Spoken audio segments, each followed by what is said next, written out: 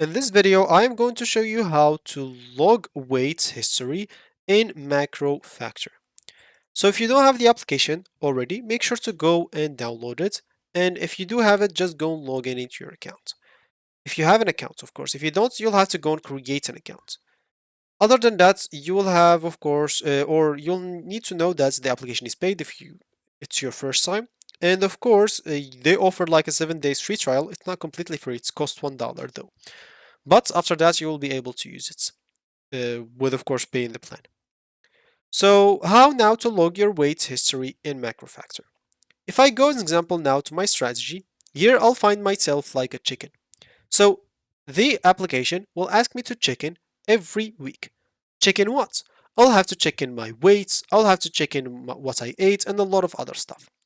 Of course, this is especially if you're using the coach program. So here's an example. If you scroll down, you'll find here your goal history, and you'll be able also to see your maintenance goal. If you go to the dashboard, as you can see, if we scroll down here, you will find body metrics. So here, you'll have to enter every single day what is your scale today. And of course, always here you'll be able to find your history. So if you go to the dashboard, go scroll down to body metrics. Here, as you can see, you'll find the exact date. So as an example, at that exact date, I enter my weight. So my weight is 73 kilograms at May 27.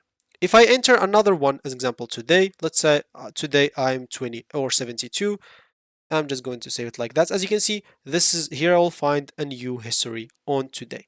If I go tomorrow, I'll find those are still here, even if I go out of the application and come back.